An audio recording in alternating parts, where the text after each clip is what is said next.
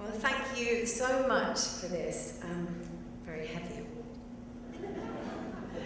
I'm just so grateful to receive this award from an organisation that I am so incredibly proud to be associated with.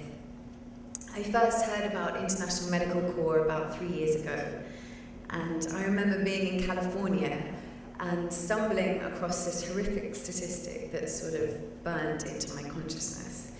And that was that one woman is raped in Congo every 8 minutes. And it terrified me. It terrified me not only because it exposed this violent abhorrence, but also because it exposed how unaware I was about the world that we all live in. And I felt embarrassed and I felt angry. And I was in that strange and frustrating place that I think we've all encountered, where we learn about a great injustice and find ourselves suddenly impotent. And you don't know what you can do about it, you don't know how to do anything about it. You feel like you don't have a weapon to fight it.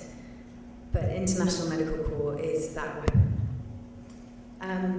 When I first met with Nancy and Margaret, I remember thinking how straightforward they were about the work that they did, and how practical and human the organisation's responses appeared to be to what I thought at the time was such gargantuan and inhuman and unsolvable problems. I began to understand the way in which donations translated into work, provisions and development that made a tangible difference. I also learned that at International Medical Corps, with 92 cents of every dollar donated going directly to the programme activities, that difference was being made with unparalleled efficiency. It was only the beginning, as I say, because what came next after the opportunity to donate was the opportunity to actually go to the Congo. And the privilege to see that extraordinary country and to work amongst its people. Because when you work with the International Medical Corps, you work with local people. The mere fact that 96% of the field staff are native to the countries that they work in means that our relief is sustainable and culturally appropriate, and most importantly, it means that knowledge and tools are being passed to ultimately help the communities care for themselves. What I remember most from that first trip to Eastern Congo is the unyielding dignity of those women that I first read about. I won't betray that by describing their injuries, which were abominable and unbearable, and I cannot articulate their suffering with their same eloquence. But I can say that I left feeling encouraged and almost exhilarated by the unbelievable work that International Medical Corps was doing.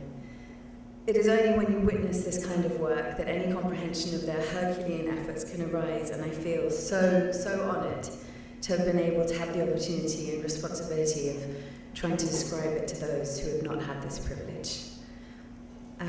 One of my most potent memories of working with IMC was in an ICU tent in Port-au-Prince, in the hospital in Haiti just 5 weeks after the earthquake. And I remember hearing the beeping of a woman's heart monitor slow down to that awful, dreadful, monotonous flatline, and calling desperately for help. And I remember an army of International Medical Corps staff arriving instantaneously and beginning to attempt to resuscitate her. And it was one of the most surreal experiences of my life, just the violence of that procedure. It was so deeply shocking, and I watched as this bruise spread across her chest and blood poured from her, and this went on for 3 minutes, for 4 minutes, for 5 minutes, and it was still a flat line. And then finally, after 6 minutes, impossibly, her heart started to beat again. And I realised that I had just literally witnessed a group of people bring a woman back from the dead. And that is what International Medical Corps is for me. It is a miracle. I have recently returned from Ethiopia, where I've seen the devastating effects of the crippling famine that is in the Horn of Africa. And I met Mohammed, a 3-year-old who looked no more than 9 months. His skin was stretched over his protruding ribs. He was unable to hold his head up.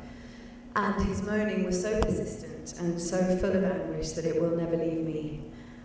I sat with his young mother, who had 6 other children, and watched as Daniel, a native of eastern Ethiopia who runs our nutrition programs in the camps, educated her on how to feed her son.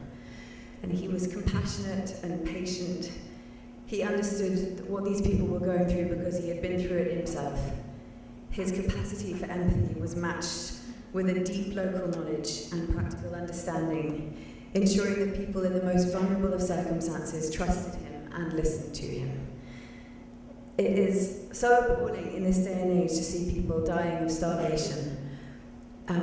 We just simply cannot let this happen in a world where there is enough food for everyone. And in a way, that to me is what makes the situation in the Horn of Africa so particularly hard to stomach, because it is preventable. So while I am very, very proud to receive this award, I would really like to accept it on behalf of all the International Medical Corps staff who work 365 days a year versus my very little time. And they bring hope and relief to people all over the world.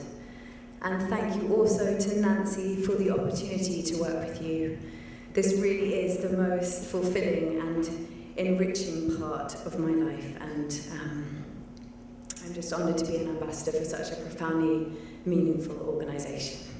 Thank you.